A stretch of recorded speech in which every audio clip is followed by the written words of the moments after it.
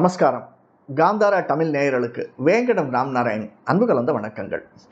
எதிர்வரக்கூடிய 2025 எதிர்பார்ப்புகளை பூர்த்தி செய்ய காத்திருக்கும் மிதுன ராசி நண்பர்களே, நமக்கு 2025 எப்படி இருக்கும் சார்? வாழ்க்கைனாலே ஒரு எதிர்பார்ப்பு தான் சார். அதுவும் நாம் யார்கிட்டையும் அடுத்தவங்கிட்ட போய் கெஞ்சக்கூடாது, தொங்கக்கூடாது, அடுத்தவனை எதிர்பார்த்து இருக்கக்கூடாது, நம்முடைய உழைப்பை மட்டுமே எதிர்பார்த்து காத்திருக்கணும் அப்படின்னு நினைக்கக்கூடிய நாமும் இந்த 2020 எப்படி இருக்கும் சார்? ரொம்ப கஷ்டப்பட்டுட்டு சார். 2024 எதிர்பாராத எண்ணங்கள் அதெல்லாம் இருந்திருக்கும். ஏன்னா அது குரோதி வருஷத்தை சம்மந்தப்பட்டது, எதிர்வரக்கூடியது விஸ்வாச வருஷம். அதனால் நம்ம பலன் பார்க்கறதுக்கு முன்னாடி கிரக பொசிஷன்ஸ் பார்த்துக்கலாம். அந்த கிரக பொசிஷன்ஸில் மிதுனத்துக்கு 2 செவ்வாய், கடகத்தில் செவ்வாய், 4 அதாவது கேது, கன்னியில் கேது, 6 புதன், 7 சூரியன் சந்திரன், கும்பத்தில் சனி சுக்கிரன், மீனத்தில் ராகு, 12 குரு. ஐயோ சார், 12 குருவா?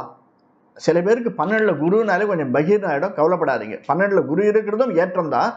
ஆனாலும் இந்த குரு பயிற்சி இருக்குது. நம்ம இந்த பலன் பார்க்கச்சே சனி பயிற்சி, ராகுகேது பயிற்சி, குரு பயிற்சி இதெல்லாம் சேர்த்து தான் அந்த பலனை பார்க்குறோம்.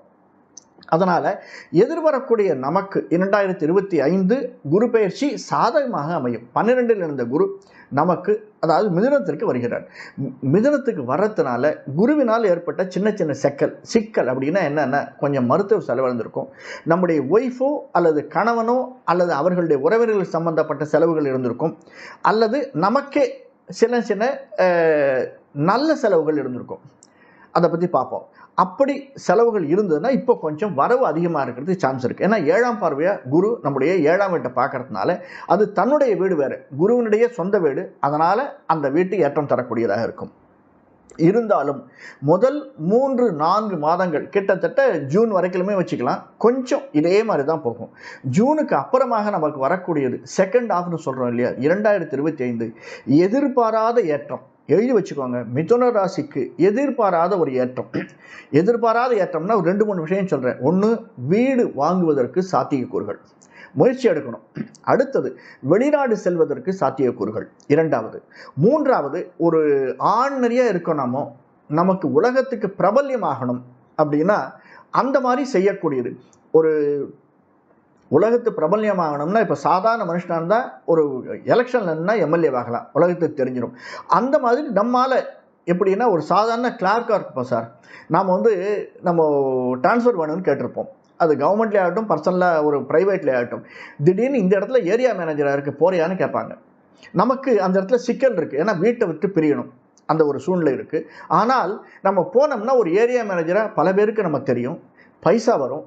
அதனால் நாம் அதை ஏற்றுக்கொள்வோம். இப்படிப்பட்ட ஒரு நல்ல சூழ்நிலை மிதுன ராசிக்காரர்களாய நமக்கு நிச்சயமாக வரும். மிதுனம்னாலே மிருகசீரிஷம், திருவாதிரை, புனர்பூச நட்சத்திரங்கள். மிருகசீரிஷம் செவ்வாயினுடைய கால், திருவாதிரை ராகுவனுடைய கால், புனர்பூசம் குருவனுடைய கால். அந்த குரு, புனர்பூச நட்சத்திரத்தில் இருக்கக்கூடிய குரு நமக்கு வீட்டில் வரார். ராகு 10ஆம் இடத்துல இருக்கார். அந்த 10ஆம் இடத்துல இருக்கிற ராகு 9ஆம் இடத்துக்கு போகிறார். 10ஆம் இடத்துல ராகு இருந்தாலும் ஏற்றம் தரக்கூடியது தான். 9ஆம் இடத்துக்கு ராகு போனாலும் ஏற்றம் தரக்கூடியது தான். சார் கதை விடுறீங்களா? இல்லை. 9ஆம் இடத்திற்கு ராகு போச்சே, 4ல் இருந்த கேது 3ஆம் இடத்திற்கு வரார். கேது 3ஆம் இடத்திற்கு சூரியனுடைய வீட்டுக்கு வருவது, அந்த சூரியனோடு சம்பந்தப்படும் போது நமக்கு சின்ன சிக்கல்கள் வரும். அதை தவிர்த்து கேது 3ஆம் இடத்திற்கு வர்றது அப்படிங்கிறது ஏற்றம் தரக்கூடியதாகத்தான் அமைந்திருக்கும். அடுத்தது, நம்முடைய 5ஆம் வீட்டை குரு பார்க்கிறார். 5ஆம் வீடு அப்படிங்கிறது சுக்கிரனுடைய வீடு. சுக்கிரனுடைய பார்வை இல்லாத சந்தர்ப்பங்களில், அதாவது சுக்கிரன் மேஷத்துக்கு வராது, சுக்கிரன் துலாத்திற்கு இல்லாத சந்தர்ப்பங்களில் இந்த குருவனுடைய பார்வை நமக்கு லாபத்தை தரும். பண ஃப்ளோ, மணி ஃப்ளோன்னு சொல்கிறோம் இல்லையா, அதை தரக்கூடியதாக அமைந்திருக்கிறது. இதற்கு அடுத்து 9ஆம் இடத்தில் இருக்கக்கூடிய சனி நமக்கு 12, 11, 10, 9ஆம் இடத்துல சுக்கிரனோடு இருக்கக்கூடிய சனி, அது சொந்த வீட்டில் இருக்கான், லாபஸ்தானம் தான். அவன் அங்கே சனி இருக்கிற வரைக்கும் முதல் 2 மாதம் கொஞ்சம் நல்லா இருக்கும். ஆனால் சனி பயிற்சி ஆகி ராகுவோடு சம்பந்தப்படும் போது கொஞ்சம் பிரச்சனைகள் உண்டாகும். அதாவது மார்ச்சிலேருந்து ஜூன் வரைக்கும் சில பிரச்சனைகள். என்னென்ன மாதிரி பிரச்சனைகள்? முதல்ல, ஒரு வியாபாரம் அப்படின்னம்னா நாம் யாருக்கிட்ட போய் கேட்டாலும் அது தகையாது. உதாரணத்துக்கு சினிமான்னு வச்சுப்போமே, சின்னத்திரையோ வச்சுப்போமே, துறை அப்படின்னாலே நம்ம வந்து அடுத்தவங்களை டிபெண்ட் பண்ணி தான் இருக்கணும். அது யாராக இருந்தாலும் அடுத்தவங்களை டிபெண்ட் பண்ணி தான். ஒரு டைரக்டராக இருந்தால் ஃபினான்ஷியரை டிபெண்ட் பண்ணி, ஃபினான்ஷியராக இருந்தால் படத்துக்கு இருக்கக்கூடிய டைரக்டரையோ அல்லது அந்த நடிகைகளையோ டிபெண்ட் பண்ணி. அதனால் அந்த 2 மாதங்கள் கொஞ்சம் ஸ்ட்ரகிள் பண்ண வேண்டியதாக இருக்கும் அவர்களுக்கு. ஆனால் அது வந்து அடுத்த 6 மாதத்தில் இது மறந்தே போயிடும். இப்படி ஒன்று நடந்து தானே மறந்து போயிடும் பல பேருக்கு. அந்த ஒரு சின்ன இம்பேக்டை நம்ம எதிர்கொள்ளத்தான் வேண்டியிருக்கும். இது திரைத்துறை இருப்பவர்களுக்கு, இது எந்த துறையாக இருந்தாலும். இதற்கு அடுத்து முக்கியமாக நம்ம வெளிநாடு செல்லணும் அப்படின்னா அந்த இடத்துல இருக்கக்கூடிய ராகு போகிறது வரைக்கும் கொஞ்சம் இன்னல்களை கொடுப்பான். விசா வரும் வரும் வரும் வரும்னு எதிர்பார்த்துட்டு இருப்போம், வராது. அடுத்த 15 நாள் 20 நாள் கழிச்சு இனிமேல் நான் எதிர்பார்க்கவே மாட்டான்னு நினைக்கிற போது இன்னும் ராகுனுடைய மூமெண்ட்டுக்கு அப்புறமா குருவனுடைய பார்வை நமக்கு வரச்சே அது நமக்கு சாத்தியக்கூறுகள். நம்ம இடம் பெயர்வதற்கே சாத்தியக்கூறு. அதுதான் மெயினாக. ஒரு இடத்துல இடம் பெயரும், அது வீடு மாறுறதா இருக்கட்டும் அல்லது வீடு வாங்குறதா இருக்கட்டும், டிரான்ஸ்ஃபரில் வெளியூர் போகிறதா இருக்கட்டும், இந்த இடம்பெயர்தல் எல்லாமே நமக்கு நாம் நினைத்த போது நடக்காமல் கொஞ்சம் தள்ளி நடப்பதற்காக சாத்தியக்கூறுகள் அதிகமாக இருக்கின்றது.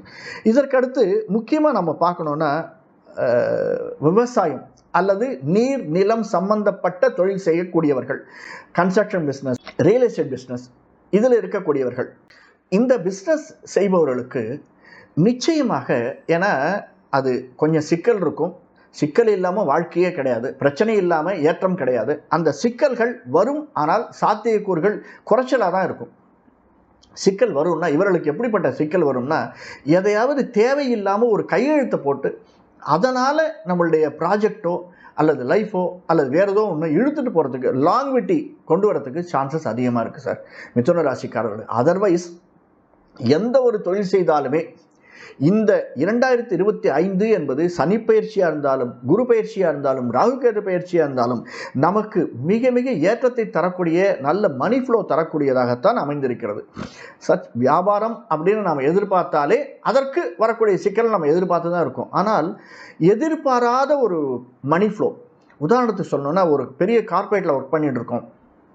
அதுலேயும் இந்த டிரான்ஸ்போர்ட் பிஸ்னஸ், இரும்பு உலோகங்கள் சம்பந்தப்பட்ட ஒரு பெரிய கார்பரேட்டில் ஒர்க் பண்ணிட்டு இருக்கிறவங்களுக்கு எதிர்பாராத ஏற்றம். உதாரணத்திற்கு நம்மளுக்கு இந்த தரம் போனஸ் வந்து ஒரு 50,000 வரும்னு நினச்சிட்டு இருந்தோம்னா 1 லட்ச ரூபா போனஸ் வரும். இந்த மாதிரி விஷயங்கள் நாம் அடிமை தொழில் பண்ணுறோம். அதாவது நம்ம வந்து தொழிலாளி முதலாளின்னு இருக்கும் போது தொழிலாளியாக நாம் இருக்கிறவங்களுக்கு இது அதிகமாக இருக்கும். தொழிலாளித்துவத்தில் இருக்கு, அதுவே முதலாளித்துவத்தில் இருக்கிறவர்களுக்கு இந்த வருஷம் அப்படிங்கிறது பலவிதமான செலவுகளை கொடுக்கும், நல்ல செலவுகளை கொடுக்கும். நல்ல செலவுகள்னால் ஒன்று பிஸ்னஸ் எக்ஸ்பேன்ஷன் இருக்கும். அவங்களே தன்னுடைய குடும்பத்தோட வெளிநாடு போய் ஒரு 10 நாள் 1 மாதம் இருந்து விட்டு வருவதற்கு சாத்தியக்கூறுகள், அல்லது தன்னுடைய குழந்தைகளுக்கு படிப்புக்காக செலவு பண்ணுறது, அல்லது கல்யாணத்திற்காக திருமணத்திற்காக செலவு பண்ணுறது, இப்படிப்பட்ட ஒரு நல்ல செலவுகளை 2025 முதலாளியாக இருந்தாங்கன்னா செய்வதற்கான சாத்தியக்கூறுகள் அதிகமாக இருக்கின்றன. என்ன ரீசன் அப்படின்னா, மெயினாக குரு அண்டு செவ்வாய் மங்களக்காரகம் நமக்கு 2ஆம் இடத்துல இருக்கான். அது மிதுனத்திற்கும் வரப்போகிறான். இந்த காரணங்களினால் நமக்கு அது ஏற்றம் தரக்கூடியதாக, செலவினங்களை வைத்தாலும் அது நல்ல செலவினங்களாக இருக்கும். முதல்லயே பார்த்தோம், கணவன் மனைவி இடையே உள்ள உறவு என்பது மேம்படக்கூடியது. இடையே உள்ள உறவு மேம்படும் அப்படின்னாலே நமக்கு ஒன்று, அது நமக்கு புத்திர சந்தானத்தை தரக்கூடியதாக இருக்கும். லைஃப் எக்ஸ்பேன்ஷன், முதல்ல சொன்னோம் வீடு எக்ஸ்பேன்ஷன், ஒரு வீடு 2 வீடு மாறுவது. லைஃப் எக்ஸ்பேன்ஷன், குழந்தைகள் பிறப்பதற்கு சாத்தியக்கூறுகள், அல்லது குழந்தை இருக்குது அப்படின்னா, சார் எனக்கு 60 வயசு ஆச்சு சார், இனிமேல் எனக்கு என்ன குழந்தைன்னா பேர குழந்தைகள் வருவதற்கு சாத்தியக்கூறுகள். இதையெல்லாம் நமக்கு நல்லது, அதாவது நல்ல விஷயங்கள் காதில் வேணும் அப்படிங்கிறதுக்காக தான் 2025 நமக்கு காத்து கொண்டிருக்கிறது. இதற்கு அடுத்து மெயினாக நம்ம பிஸ்னஸ் சொன்னோம்னா நிறைய பிஸ்னஸ் பார்க்குறோம். ஷேர் பிஸ்னஸில் கொஞ்சம் பார்த்து போடுங்க. அவ்வளவு ஏற்றம் தரக்கூடியதாக ஷேர் பிஸ்னஸ் இனிஷியலாக இல்லை.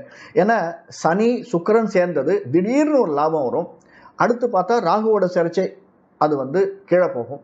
அதே மாதிரி இந்த சுக்கிரன் மைனஸில் வரச்சே கீழே போகும். அதாவது ஒரு ஃப்ளக்சுவேஷன் அப்படின்னு சொல்லுவாங்க. அதனால் அதை நாம் எதிர்பார்த்து காத்திருந்தோம்னா பிரச்சனை இல்லை சார், எனக்கு வந்து நான் வந்து கல்யாணம் நெக்ஸ்ட் மந்த் குழந்தை கல்யாணம் வச்சுருக்கேன், அதனால் இப்போ ஒரு ஏதாவது ஷேரில் போட்டால் கூட வருமானா அது வந்து ரிஸ்க்கு தான். வரும்னு நான் சொல்ல மாட்டேன். ரிஸ்க் எடுக்கிறதுக்கு ஓகேன்னா ரிஸ்க் எடுக்கலாம். இந்த 2025 அது எஸ்பெஷலி முதல் 6 மாதம், ஆகஸ்ட் மாதத்துக்கு மேலே ஓஹோன்னு இருக்குது. சாதாரணமாகவே மிதுன ராசிக்காரர்களுக்கு இந்த 12 கட்டத்திலேயே எதிர்வரக்கூடிய 2025 நமக்கு எல்லா விதத்திலையும் ஏற்றம் தான். கொஞ்சம் கூட செட்பேக்கே கிடையாது சார். செட்பேக் இல்லாத ஒரு ராசி அப்படின்னா அது மிதுன ராசி தான். அதில் முக்கியமாக திருவாதிரை நட்சத்திரக்காரர்கள் நம்ம இதெல்லாம் செய்தால் ரைட்டு, எனக்கு திருவாதிரைன்னு ஒன்றே ஏற்றம் தரக்கூடியது. திருவாதிரை ராகுவனுடைய காலில் வருது. பேசிக்காக மிதுன ராசிக்காரர்கள் வந்து புதனுடைய காலில் பிறந்தவர்கள், அதாவது புதனுடைய வீட்டில் இருக்கும், புதனுடைய இதில் பிறந்தவர்கள் அப்படிங்கிறதுனால இந்த புதன் நமக்கு ஏற்றம் தரக்கூடியவனாக இருப்பான். புதன் நல்ல நிலைமையில் இருக்கணும். ராகு நம்ம பார்க்குறோம், நமக்கு 10க்கும் 9க்காக வரக்கூடியவன். அடுத்து நமக்கு பேசிக்காக ராகு எங்கே இருக்கான்? நம்முடைய ஜாதக கட்டத்திலே ராகு இருந்தானே ஆனால், ராகு நல்ல இடத்து 3, 6, 8, 12, 11 ராகு இருந்தானே ஆனால், இப்போ வரக்கூடிய ராகு நமக்கு மணி ஃப்ளோ அப்படிங்கிறது கண்ணை மூடிட்டு கொடுக்கக்கூடியவனாக இருப்பான். இதற்கு மேலே ஏதாவது சின்ன சின்ன விஷயங்கள் நாம் பண்ணணும் அப்படின்னு யோஜனை பண்ணோம்னா, இந்த காளஹஸ்தியோ அல்லது கும்பகோணத்துக்கு பக்கத்தில் இருக்கிற ராகு ஸ்தலத்திற்கோ அங்கே போய் ஒரு 5000 ரூபா செலவழிங்க நான் சொல்ல மாட்டேன். அங்கே அந்த ராகு கால பூஜைன்னு பண்ணுவாங்க. அந்த ராகு கால பூஜையில் ஒரு 1/2 லிட்டர் பால் வாங்கி கொடுங்க.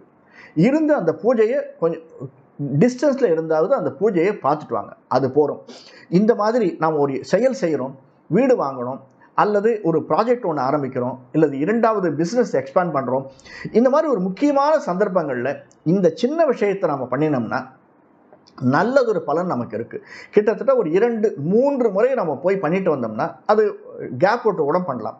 நிச்சயமாக அந்த ராகு நமக்கு ஏற்றத்தை தரக்கூடியவராக அமைஞ்சிருக்கிறார். ஏன் ராகு ஏற்றம் அப்படின்னா, முக்கியமாக வேதம் அப்படின்னு சொல்லப்படுகிறது. வேதத்தினுடைய அங்கங்கள் 6. அந்த வேத அங்கங்களில் ஜோதிடம் 1, 6ல் 1 ஜோதிடம். அந்த ஜோதிடத்தை இந்த உலகிற்கு அளித்தது ஆதிசேஷன் தான்.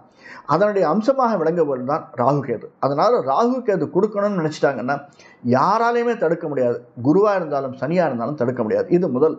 2வது, நம்முடைய குலதெய்வம்னு சொல்கிறோம். அந்த குலதெய்வத்தை இப்போ நிறைய வழிகள் வந்துடுச்சு சார். அந்த ஃபோட்டோ எடுத்து நம்ம வந்து பாக்கெட்டில் வச்சுக்கிறது, நம்ம கேட்ஜெட்டில் வச்சுக்கிறது. ஏதாவது ஒரு சின்ன விஷயம் நம்ம வெளியில் போகிறோம், கிளம்பச்சே அந்த குலதெய்வத்தை ஒரு பார்வை, அம்மா எனக்கு நீ தான் நல்ல வழி காட்டணும், வேறு ஒன்றும் செய்ய வேண்டாம். நம்முடைய துன்பங்களை வேறு இந்த உலகத்தில் யாருக்கிட்டையுமே பகிர்ந்துக்க முடியாது சார். அதை பகிர்ந்துக்கிறது தாய் தந்தை. சில சந்தர்ப்பங்கள் அவங்ககிட்டே சொல்ல முடியாத சூழ்நிலை வந்தாலுமே அதை சொல்வதற்கு நம்முடைய குலதெய்வம் தான். அதன் மூலியமாகத்தான் நம்முடைய குலம் தழைத்தது. நாம் இந்த நல்ல நிலைமை இருக்கோன்னா காரணம் அதுதான். அதை செய்து வாருங்கள். நிச்சயமாக எதிர்வரக்கூடிய 2025 என்பது நமக்கு ஒரு நல்ல ஏற்றத்தையும் மாற்றத்தையும் தரும். பணப்புழக்கம் நிறையா இருக்கும். மிதுன ராசிக்காரர்களாய நமக்கு நிச்சயமாக மற்ற அத்தனை ராசிகளை விட நல்லதாக இருக்கும். நல்லதை நினைப்போம், நல்லதை நடக்கட்டும். நன்றி, வணக்கம்.